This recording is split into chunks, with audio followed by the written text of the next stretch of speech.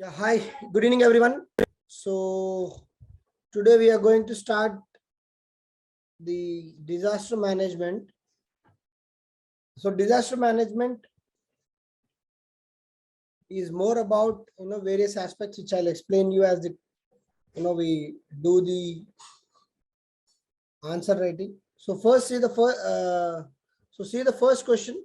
Discuss about the vulnerability of India to earthquakes related hazards. Give examples, including the salient features of major disasters caused by earthquakes in different parts of India during the last 3 decades. So there are a couple of parts for this answer. So see the question again. Discuss about the vulnerability of India to the earthquake related hazards. Give examples, including the salient features of major disasters caused by earthquakes in different parts of India during the last 3 decades. Just attempt this answer. You give the thinking line and then the model, what are the framework related for this answer? Yeah. So in disaster management of late, the template by the UPSC is they are focusing more on the preventive and mitigation part. Okay. So post disaster or during the disaster, today we have very good sequence of steps to take care. For example, if the cyclone is predicted, what to do during the course of cyclone, how to mitigate the impact with regard to the lives of people, how to control the damage to the property. All these are now well established. Even now we can see today, because the disaster like cyclone, the human life loss is very less. In 1990s, when the technology was not there and the cyclone was very sudden, there was a lot of life loss. But today the situation is different. Because we live exact time, we are able to tell. And hence, post disaster, that is after disaster, what to do, and to mitigate the disaster, what we have to do. These are the steps which are now being addressed. Okay, now in this context, see the question about the vulnerability of India to earthquake related hazards. So for this, we can write with an introduction about India being that particular very vulnerable zone where it is meeting the Gondwana land. So India is in the vulnerable zone because the tectonic activity is quite high, because the Himalayas are created based on the subduction zone. That is the geography part. You can slightly mention it. And then come to the vulnerability part. In vulnerability, how you will answer is, you will answer through India map. There are various zones of vulnerability. Zone 2, 3, 4, 5. So 5 being the highest. Fifth. Zone 5 being the highest and zone 2 being the lowest risk. On the extreme northeast, while zone 4 is on the Kashmir side, that is the Leh Ladakh side. And zone 2 is the plain zone, that is the Ganga plains, where the is quite low. And then zone 3 is the Deccan Plateau. And Zone 2 is again, zone 2 and zone 4 we have discussed, zone 5, zone 3, zone 2. So these zones you have to mark on the Indian map and explain the vulnerability with regard to this zonation. Zonation is very important with regard to the answering of disaster management. Draw Indian map wherever required, because that is most important. And then once you have explained the vulnerability, you have to give examples, including the salient features of major disasters caused by earthquakes in different parts. So you have to say what are the major disasters of the earthquake in the last 3 decades, that is from 1990 to 2020. So what are the major earthquakes which you are aware of? So one is the earthquake of the Gujarat. The Gujarat earthquake of 2001 is a very huge earthquake in the Bhuj district, the Kutch. It killed many people and create widespread havoc. And the second major thing is the tsunami caused earthquake.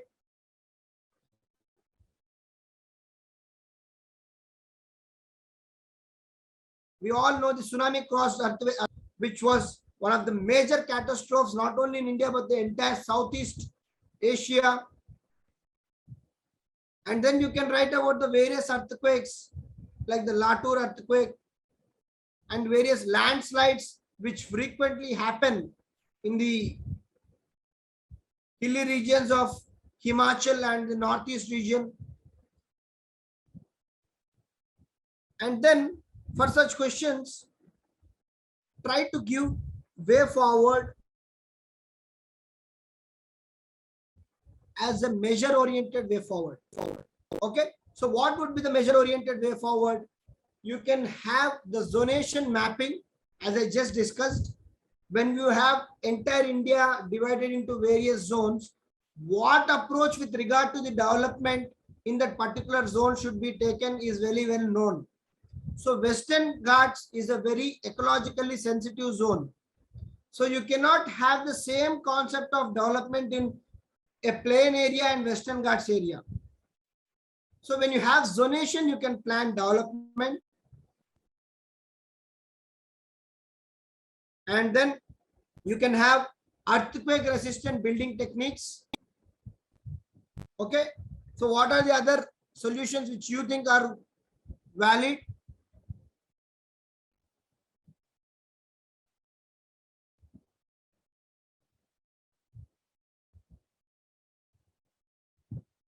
So other solutions are earthquake resistant buildings, awareness generation, and planning development in a very systematic way. Stopping illegal constructions. Yes.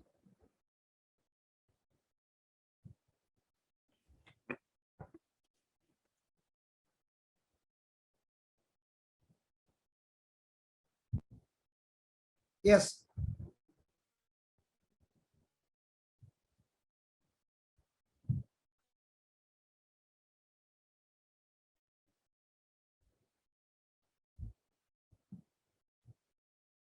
Stopping illegal connections. Okay. So all these are important aspects of reducing the impact of earthquake. Okay. So that is the first question.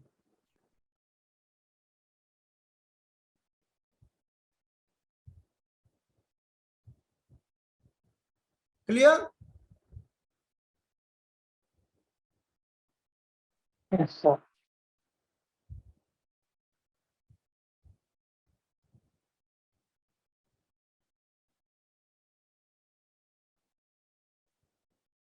So whose questions will I discuss in the last class?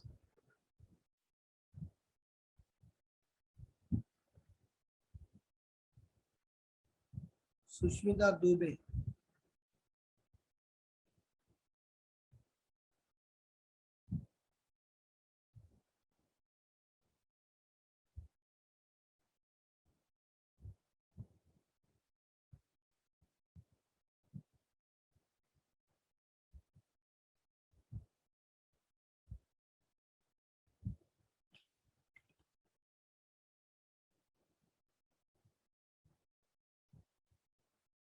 Okay, Sushmita, you're in the class.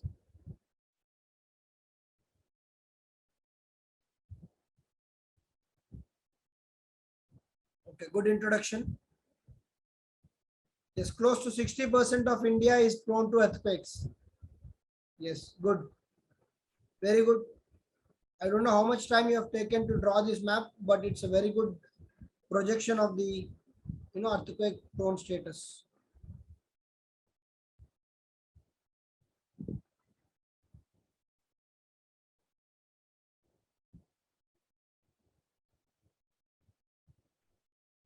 Good. But Sushmita, you have taken 3 pages. 1, 2. It's a 250-word question, I believe.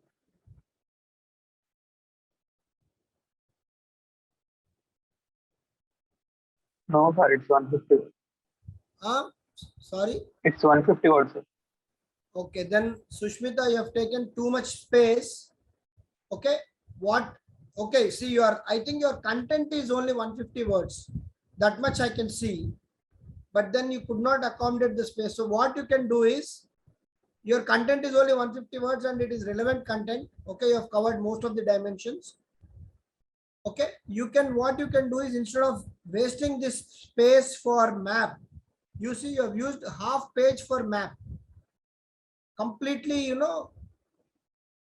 are conveying things. So what you can do is, instead of this big map, draw the map of this size on the right side, accommodate the map here, and then continue writing answer here.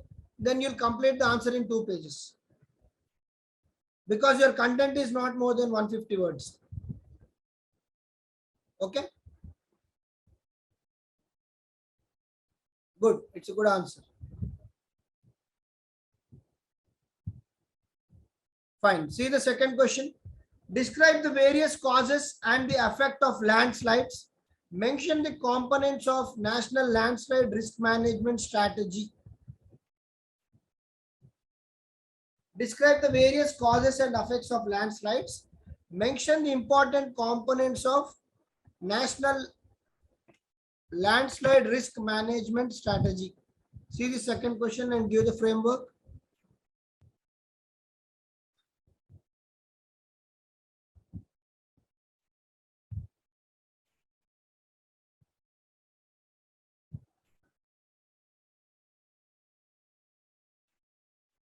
Good. So most of you have got the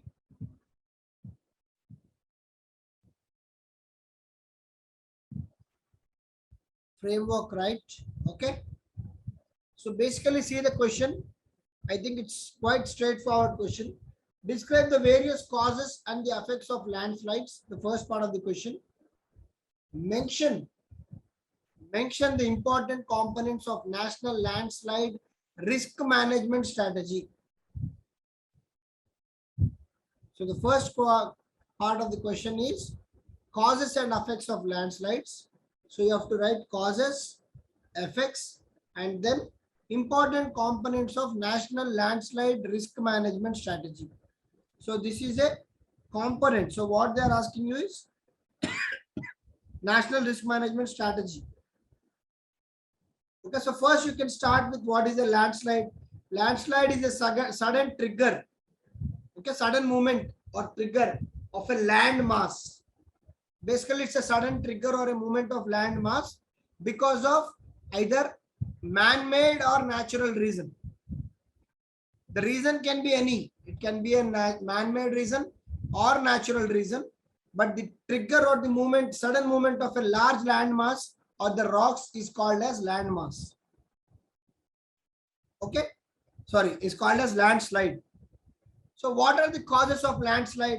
Here you can have most of the causes under one-side heading, or if you want to prefer writing the causes, because the causes of landslide are both natural as well as man-made. Please remember. Okay, when there was a huge landslide recently where an NTPC hydro power station in the Gangotri, because of the landslide of the Gangotri glacier was seen. So there was a huge debate if it was man-made or artificial. Sorry, man-made or natural. So there are many man-made reasons also for landslides and many natural reasons. The natural reasons are the earthquakes. We just discussed in the last question. Earthquakes are the reason for landslide. So when there is a rigorous movement of earth or the land, landslides, and then tsunami, volcano eruption, heavy winds, or because of the ecological sensitivity of the region, or the, these are the important reasons for natural reasons of landslide. So what are the man-made reasons of the landslide? Going and encroaching the hilly areas, illegal constructions, rapid expansion of the towns, deforestation, yes, deforestation, unplanned mining. We saw that in the Meghalaya where rat holes are made to extract coal. So mining, illegal mining. So all these are the causes of landslides. So what are the effects of landslides? Effects of landslides are, so whenever landslides happen, the entire area, the connectivity of that area comes to standstill. Yeah, shifting cultivation also you can write in the hilly areas. So the connectivity of the area is impacted. Communication to the area is lost. Okay, lot of damage to the property, sometimes damage to the human life. Impact on the flora and fauna. Because of illegal mining, there is some kind of pollution.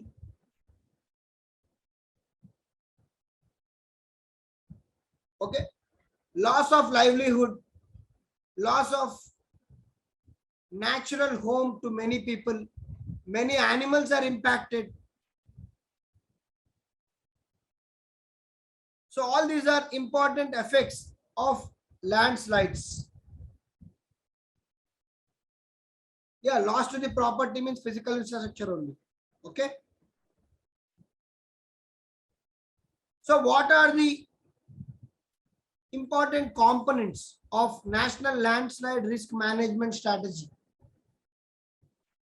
So basically important components are maintaining the ecosystem of the land.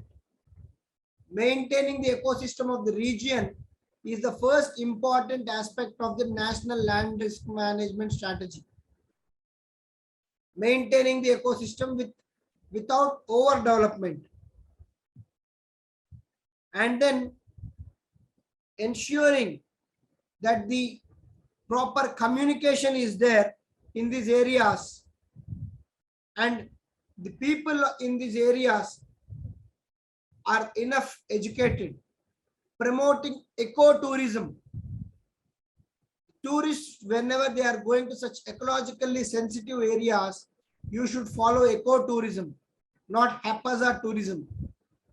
Throwing waste everywhere.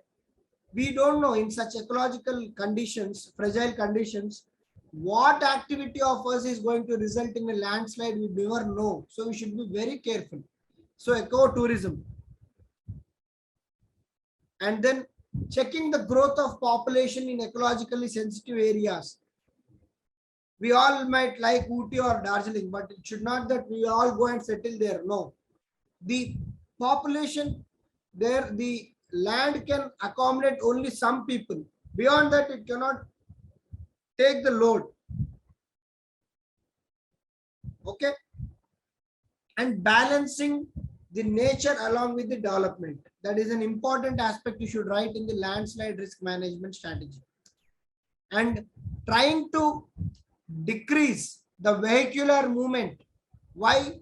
More the vehicle goes, more are the pollution. Pollution generates heat. Heat will try to melt the glaciers. It may result in landslide, or lot of movement of vehicles on that particular vulnerable roads might create turbulence and cause landslides. And check the mining activity. Yes. So all these are important components of the national landslide risk management strategy. And then you can conclude saying that basically landslides are sudden in nature, because we see even this season, monsoon season is known for landslides, especially in the Himachal area and the northeast area. So they occur very suddenly, and we have to be careful and cautious. The way forward is to balance the development with the natural protection. Okay, in the ecologically fragile areas. Okay, you can mention that and then conclude.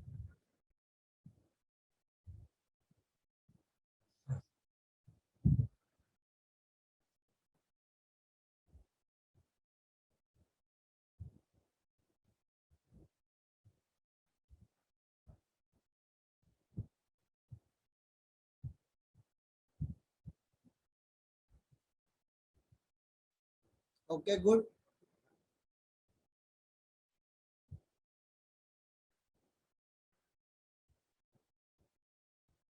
Okay, you've divided.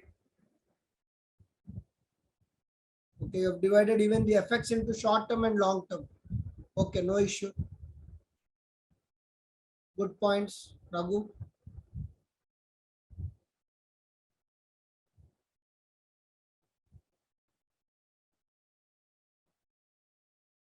Okay, Raghu. Good. Good conclusion. Okay, sir. See the third question. How important are vulnerability and risk management for pre-disaster management? Okay. I told you, right? The focus is now going towards there. So how important are vulnerability and risk management for pre-disaster management? As an administrator, what are the key areas that you would focus on in a disaster management system? Yeah, please give the framework.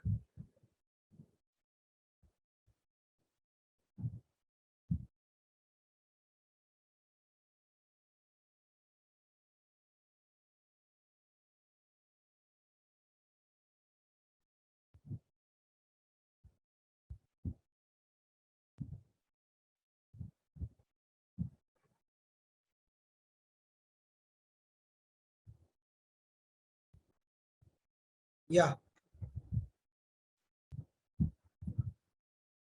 So how important are vulnerability and risk management for pre-disaster management? As an administrator, what are the key areas that you would focus in a disaster management system? So what is the basic demand of the question here? There are two components of the question. They are asking you what are the important vulnerability and risk assessments for pre-disaster. So first part is the pre-disaster. Second part is during disaster, what would you focus on the DMS, that is disaster management system. Okay. So basically, how important are vulnerability and risk assessment are you the first part of the question. So how important they are? When you know how vulnerable a region is, you will plan its development. You will plan how people should settle there, what kind of development is suitable. Okay. And then if it is highly vulnerable zone, you will try to reduce the human interference into that zone. So these are the important aspects of vulnerability. Then what is risk assessment? When you assess the risk,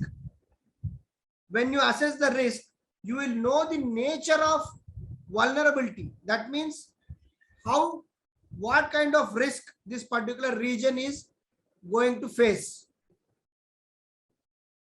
And if I know the risk potential of that area, then I'll also plan what should be the options during the disaster management. So I'll prepare the people before the disaster management if I know the risk potential of that area.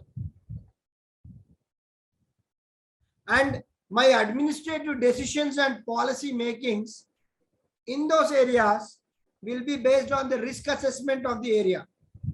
So we have recently the floods in Telangana. Okay.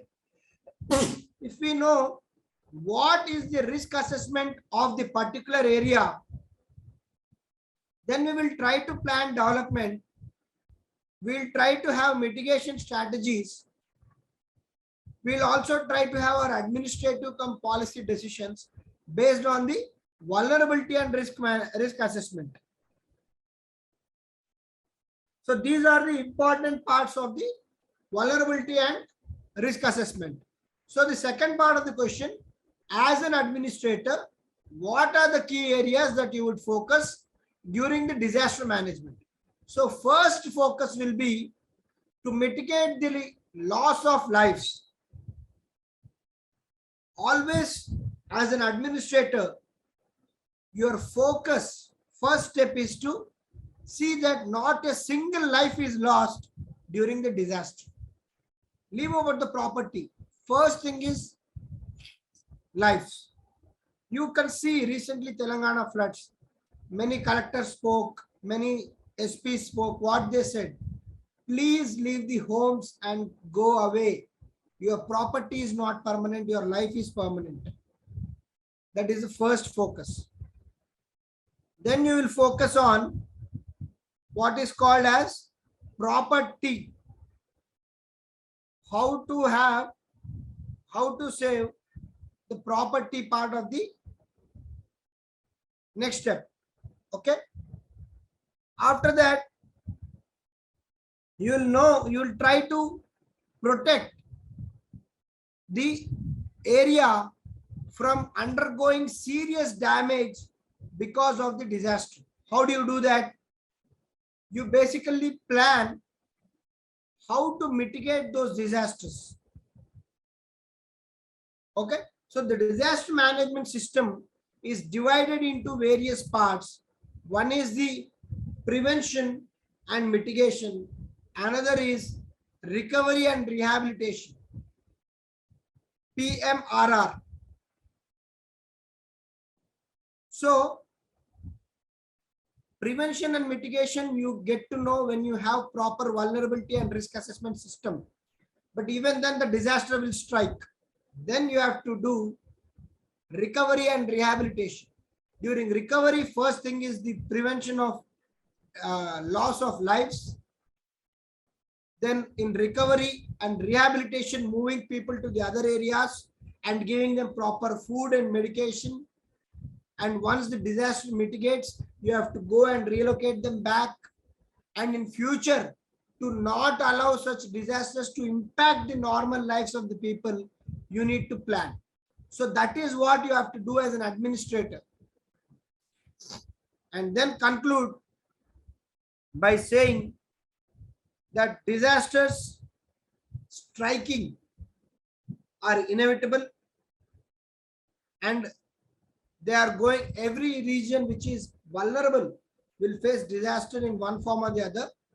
So the way forward would be to have proper risk profiling. It's called risk profiling. Risk profiling of various zones, and follow the strategy of PMRR, that is prevention, mitigation, recovery and rehabilitation in all the areas which are marked for the disaster management. Clear?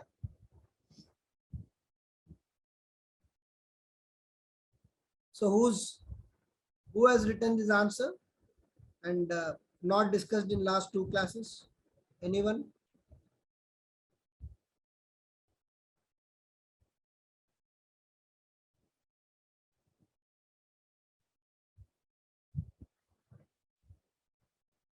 Anyone?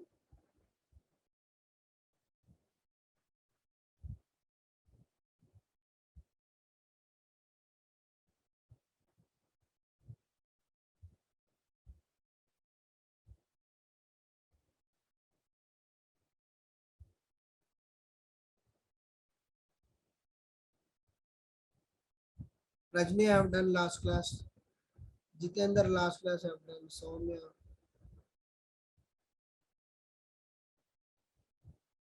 Indu, you have written? Third question? No. Who has written the third question?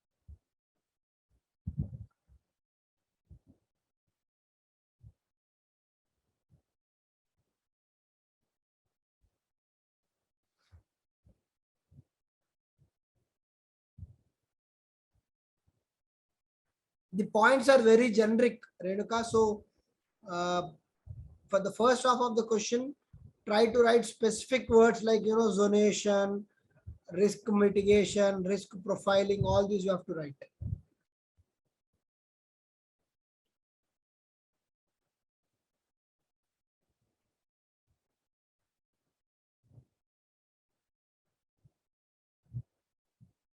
Good. These points are good.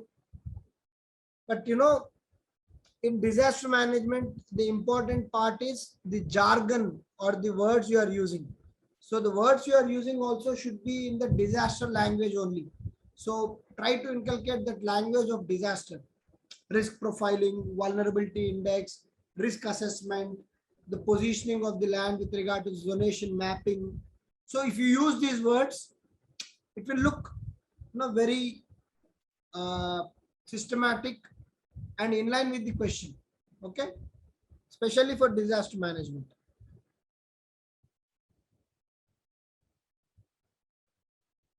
So we'll do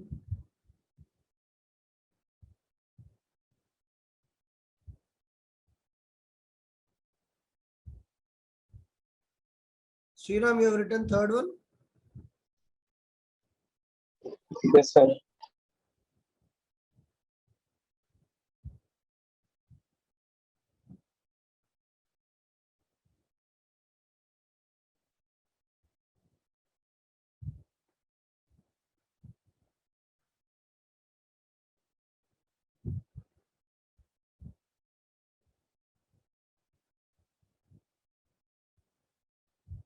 Okay, good introduction.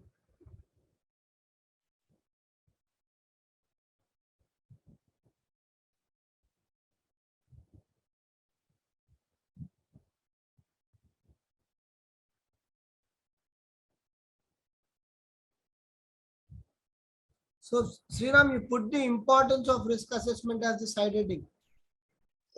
Yeah, sir. You have not put the importance of risk assessment and vulnerability. So you made certain Okay, sir. points.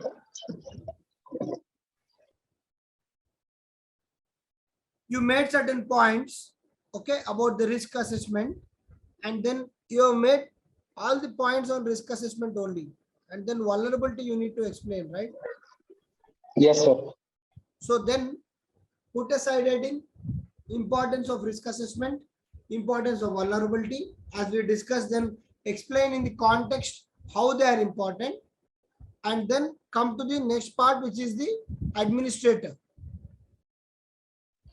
Yes, sir.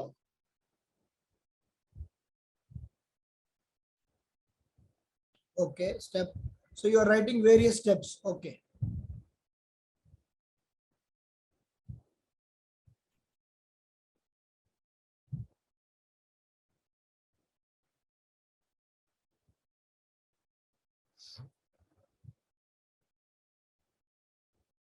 Okay, this is, the steps are good.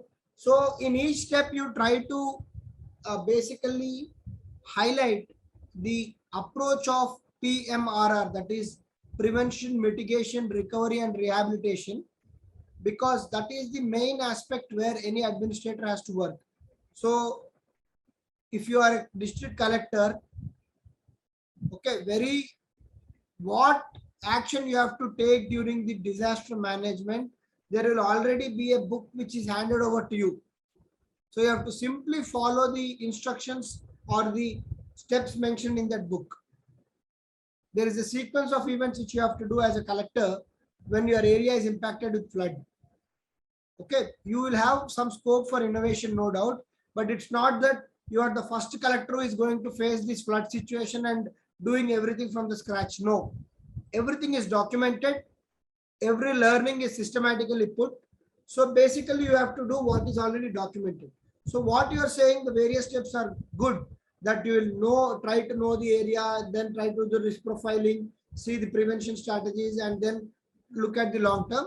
So that only you try to categorize in this prevention, mitigation, recovery, and rehabilitation, different ways. And then in the conclusion, maybe you can mention the Sendai framework.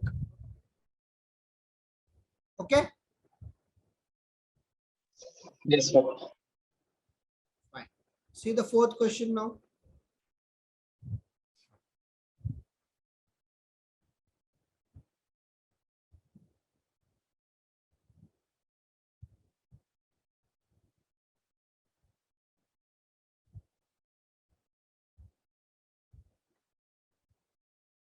See the fourth question. Vulnerability is an essential element for defining disaster impacts and its threat to people. Okay. How and in what ways can vulnerability to disasters be characterized? So actual question starts here. How and in what ways can vulnerability to disaster be characterized? Discuss different types of vulnerability with reference to disasters. So, okay, it's reasonably easy question, but here the main focus is on the vulnerability. Just take this for 2 minutes and then we'll discuss.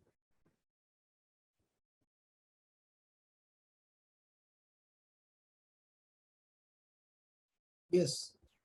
So what are the characteristics of vulnerability? Basically, the question is divided into two parts. First are the characteristics of the vulnerability and then the types of vulnerability. Okay, different types of vulnerability. So in what are the characteristics of vulnerability? What are the characters of vulnerable region?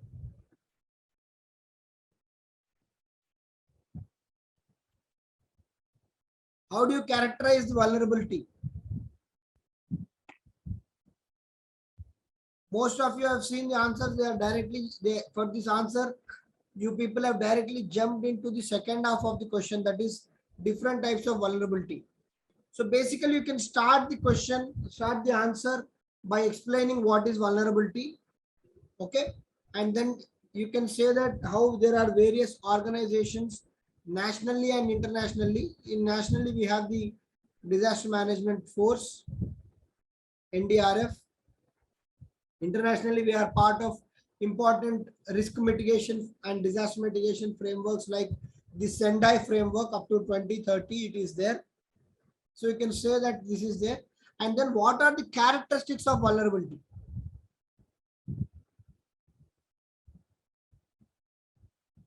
Vulnerable areas or vulnerability is characterized with regard to its, for example, if you are saying zone 4 or zone 5 is more vulnerable than zone 2, what is the characteristics which we are trying to define?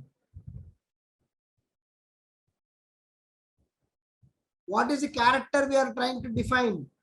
Intensity. If zone 5 is more when compared to zone 2, it means it's in intensity. That is the impact or intensity. So that is one of the important part where your vulnerability is characterized. Then what is the next part of the vulnerability? First is the intensity. Second thing is the spread. How far it is spread also makes it more vulnerable. So second is the spread. Intensity spread. Okay, and here it is impact. Intensity is different, impact is different. Intensity may be 100, but how many people it is going to impact and how far it is spread. These are the characteristics of vulnerability. Some important characteristics of vulnerability. And then different types of vulnerability are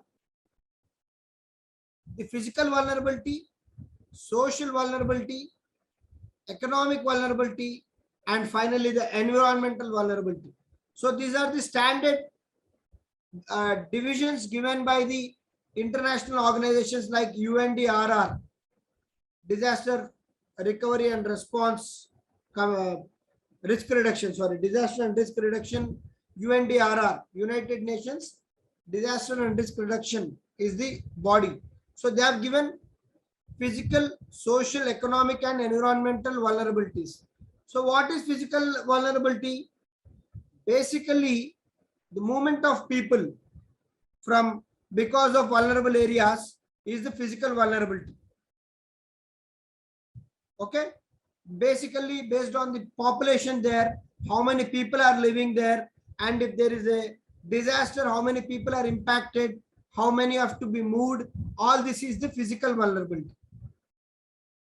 Then what is the social vulnerability?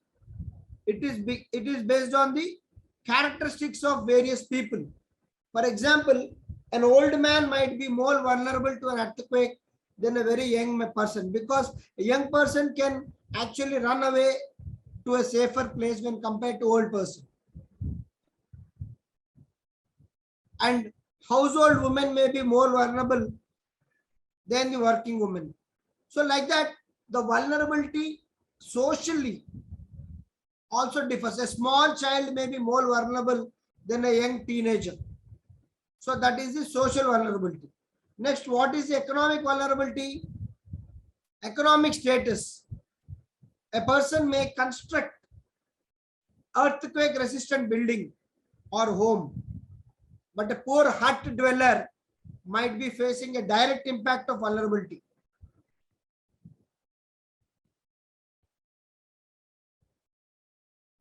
So that is the economic vulnerability. And then finally, the environmental vulnerability. A region in Western Ghats is more vulnerable to disasters when compared to a region in Gangetic Plain. Okay, Gangetic Plain may be vulnerable to floods, but then the region in Western Ghats is more vulnerable to various things like earthquake, landslides, and other issues.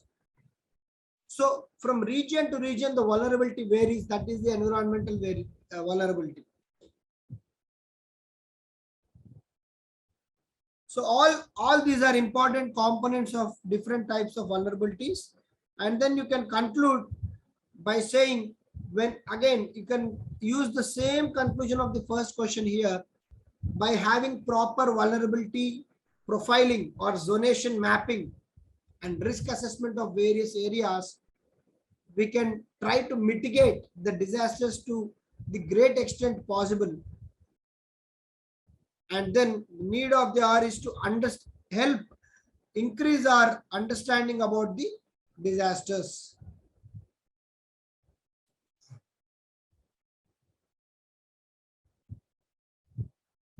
Who has written the fourth question?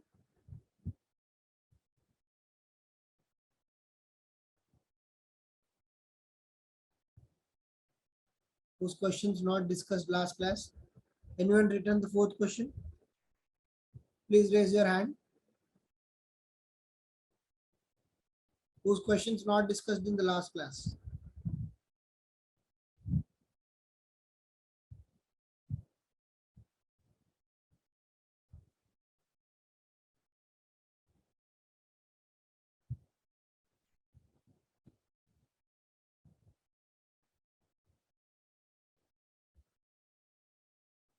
Arvind.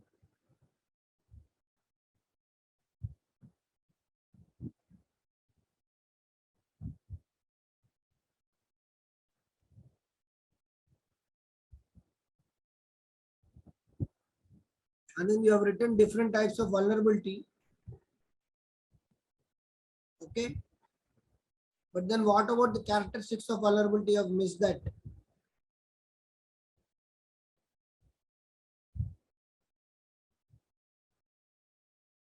You have to write the characteristics of vulnerability. You have not written it. Conclusion can be slightly trimmed. It's a very big conclusion. Okay, you can maybe last point you can merge with the second point. Development and funds should be properly planned.